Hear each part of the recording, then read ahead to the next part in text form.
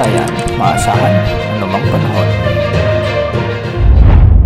Magandang gabi po sa ating lahat. Narito ang update sa lagay ng panahon ngayong Sabado, March 16, 2024 sa susunod na 24 oras. Patuloy ang pag-iral ng mainit na easterly sa ating kapuluan ngayong araw. Ito ang magdadala ng mainit na panahon sa maraming lugar sa bansa at minsan magdudulot ng mga mahinang pag-ulan lalo na sa silangang bahagi ng ating bansa.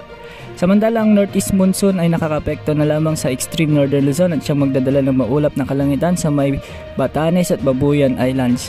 Maulap na kalangitan na may mga kalat-kalat na pag-ulan naman at pagkilot-pagkulog ang mararanasan sa Northern Quezon at Aurora ngayong gabi dahil naman sa easterlies.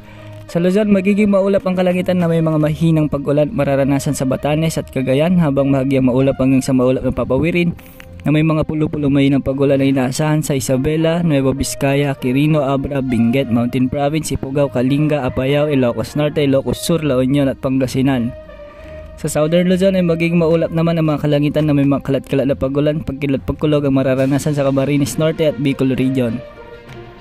Bagyang maulap hanggang sa maulap na kalangitan naman na may mga pulo-pulong pag-ulan at pagkilot-pagkulog ang mararanasan sa Northern Samar, Oriental Mindoro, Marinduque, Romblon at titirang bahagi ng Bicol Region. Sa Mindanao at Visayas naman, pati na sa Palawan kasamang Calayan Islands at Occidental Mindoro ay makararanas ng bagyang maulap hanggang sa maulap na papawirin na may mga pulo-pulong pag-ulan, pagkidlat, pagkulog dahil naman sa easterlies or localized thunderstorms.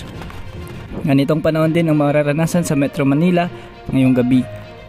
Bukas, araw ng Linggo, posibleng pumalo sa 42 degrees Celsius ang heat index sa Cotabato City at 41 degrees Celsius naman sa Aborlan, Palawan at Birac, Catanduanes. Samantalang 40 degrees Celsius naman sa Dagupan City, Pangasinan, San Jose, Occidental Mindoro at Dumangas, Iloilo.